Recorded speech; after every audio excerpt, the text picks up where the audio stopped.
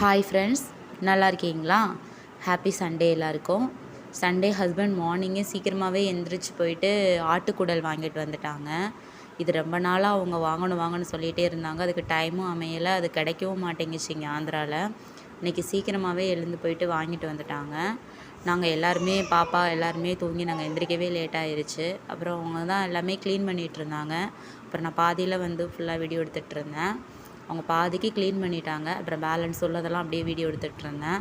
இது ஃபுல்லாக இப்படி தான் க்ளீன் பண்ணணும் இருக்குது. இது எனக்கு உண்மையாகவே தெரியாது. நம்ம வீட்டில் இருக்கும்போதெல்லாம் ஏதாவது திருவிழா, தீபாவளி அந்த நேரத்தில் செய்வாங்க. அது எப்படி செய்வாங்கன்னு கூட போய் உட்காந்து பார்த்துருக்க மாட்டோம். ஆனால் நான் ஃபஸ்ட் டைம் இப்போ தான் பார்க்குறேன். ஹஸ்பண்டும் ஃபஸ்ட் டைம் இப்போ தான் செய்கிறாங்க. இதுக்கு முன்னாடி அவங்க செஞ்சதில்லை. அவங்க ஃபுல்லாக பார்த்துட்டு இப்போ தான் ட்ரை பண்ணி பார்ப்போம், நம்மளும் க்ளீன் பண்ணுவோம். அவங்க வீட்டில் எல்லாருமே பண்ணுவாங்களோ இருக்குது. அதான் அவங்க ஃபஸ்ட் டைம் ட்ரை பண்ணி பார்ப்போன்னு சொல்லிவிட்டு நீட்டாகவே க்ளீன் பண்ணிகிட்டு இருந்தாங்க. ஃபுல்லாக அதுக்குள்ளே ஒரு குச்சியை விட்டு ஃபுல்லாக அதில் உள்ள அழுக்கு ஃபுல்லாக எடுத்துட்டு அது எல்லாமே க்ளீன் பண்ணிகிட்டு இருந்தாங்க. நீங்களும் இதே மாதிரி தான் க்ளீன் பண்ணுவீங்க, இல்லை இதோட பெட்டராக க்ளீன் பண்ணலாம் அப்படின்னா மறக்காமல் கமெண்ட் பாக்ஸில் சொல்லுங்கள். அவங்க ஹஸ்பண்ட் எல்லாமே ஃபுல்லாக க்ளீன் பண்ணிவிட்டு எல்லாம் ஸ்டெப் பை ஸ்டெப்பாக காமிச்சிட்டு இருந்தாங்க. இது இப்படி தான் பண்ணணும், நீயும் கற்றுக்கோ அப்படிலாம் சொல்லிகிட்டு இருந்தாங்க. சரி, இனிமேல் தான் வீடியோ இருக்குல்ல, இதை பார்த்தே இனிமேல் தெரிஞ்சுக்கலாம் அப்படின்னு சொல்லிட்டு நானும் விட்டுட்டு சிரிச்சுக்கிட்டே பார்த்துட்டு உட்காந்துட்டு இருந்தேன்.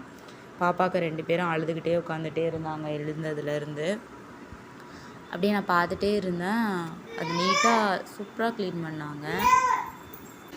அப்புறம் என்ன, இதை பாதியாக ஃபுல்லாக அறுக்கணும் இருக்குது. அறுத்துட்டு அதில் உள்ள அந்த கழிவு எல்லாமே வெளியே வந்துடும் சொல்லி ஃபுல்லாக க்ளீன் பண்ணிகிட்டு இருந்தாங்க. அப்புறம் தானே ஃபஸ்ட் டைம், நெக்ஸ்ட் டைம் செய்யும்போது கொஞ்சம் சீக்கிரமாகவே பண்ணிடலாம். இது க்ளீன் பண்ணவே 2 மணி நேரத்துக்கு மேலே ஆயிடுச்சு.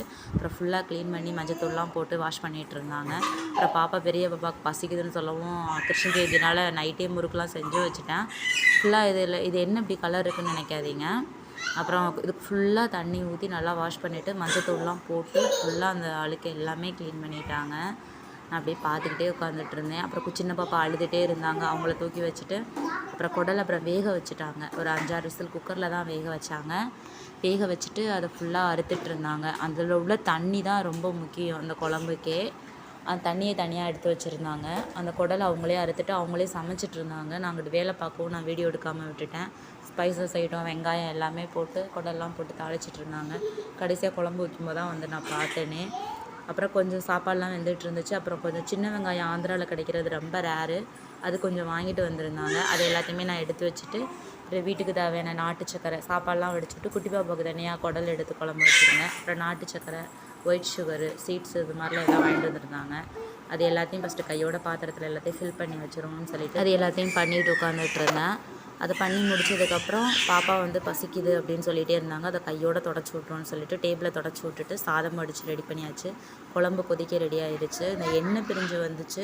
என் ஹஸ்பண்ட் உண்மையாகவே என்னோட சூப்பராக சமைப்பாங்க. அவங்க அம்மா கைப்பக்குவோம். அவங்க அம்மா சமைக்கிறது இப்படி தான் இருக்கும்.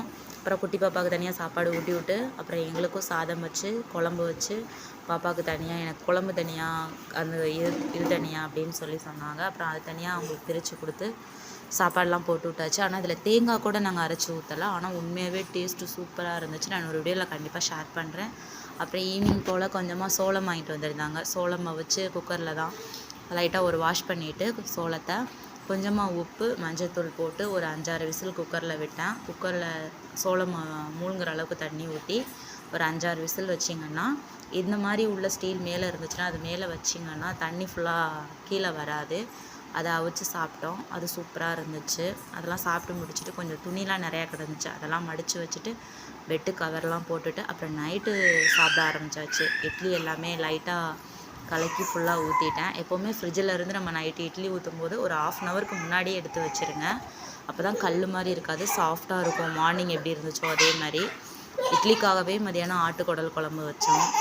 கண்டிப்பாக அதோட சேர்த்து சாப்பிடணும் அப்படின்னு சொல்லிட்டு அப்புறம் இட்லி மார்னிங் வந்தது மாதிரியே நைட்டும் சாஃப்டாக வந்துருந்துச்சு. மார்னிங் தேங்காய் சட்னிலாம் வச்சு சிம்பிளாகவே வச்சு சாப்பிட்டாச்சு. அதை நான் வீடியோ எடுக்காமல் விட்டுட்டேன். நைட்டுக்கு அதே மாதிரி இட்லி சூப்பராக வந்துருந்துச்சு. 1/2 ஹவருக்கு முன்னாடியே நீங்களுமே எடுத்து வச்சுருங்க. அது சூடாக எடுத்து அந்த குழம்போடு ஊற்றி சாப்பிடும்போது உண்மையாகவே டேஸ்ட்டு சூப்பராக இருக்கும். நாங்கள் தீபாவளி, பொங்கல் அந்த டைமிங்கில் சாப்பிட்ருக்கோம். அதுக்கப்புறம் நான் ரொம்ப ரேராகிடுச்சு என்னோடய மேரேஜுக்கு சாப்பிட்டது. எனக்கு ஞாபகமே இல்லை நான் எப்போ சாப்பிட்டேன் அப்படின்னு சொல்லிட்டு. அதுக்கப்புறம் இன்றைக்கி தான் நான் சாப்பிட்றேன். உண்மையாகவே சூப்பராக இருந்துச்சு.